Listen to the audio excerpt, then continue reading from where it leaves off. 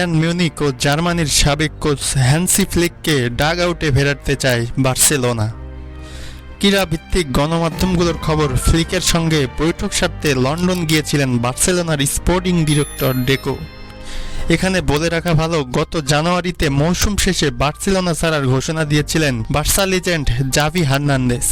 কিছুদিন আগে আবার নিজের সিদ্ধান্ত বদলে চুক্তি অনুযায়ী 2025 সালের জুন পর্যন্ত বার্সাতেই থাকার কথা জানান তিনি। তবে এরই মাঝে আবার বোর্ডের সাথে তার সম্পর্কের টানাপড়েনের দেখা দিয়েছে। এমন পরিস্থিতিতে তার বিকল্প হিসেবে হ্যান্সি ফ্লিককেই পছন্দ বার্সা প্রেসিডেন্ট হুয়ান লাপোর্তার। এরই মধ্যে ইতালিয়ান সাংবাদিক ফাব্রিজিও রোমানো নিশ্চিত করেছেন হ্যান্সি ফ্লিককে চুক্তিবদ্ধ করার চেষ্টা করে চলেছে বার্সেলোনা। লাপোর্তের কাছে ফ্লিকই প্রধান বিকল্প বলে জানাচ্ছেন এই সাংবাদিক। তবে হ্যান্সি ফ্লিক ও বার্সেলোনা নামটি একসঙ্গে আসলে একটু স্মৃতিচারণ করতে হয়।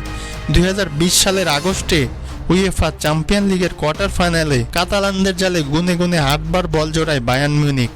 এক পেশে লড়াইয়ে লিওনেল মেসিদের 8-2 গোলের ব্যবধানে হারায় বায়ার্ন মিউনিক এবং সেই সময়ই বাভারিয়ানদের কোচ ছিলেন হ্যান্সি ফ্লিক।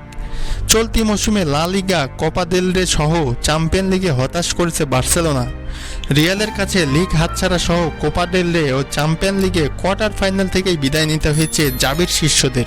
এমন পরিস্থিতিতে জাবির বিকল্প হিসেবে সেপ্টেম্বরে জার্মানির কোচ থেকে বরখাস্ত হওয়া হ্যান্সি ফ্লিককেই আনতে চাচ্ছে বার্সা। হ্যান্সি ফ্লিক 2021 সালে জোয়াকিম লোর দায়িত্ব ছাড়ার পর জার্মানির কোচ হন।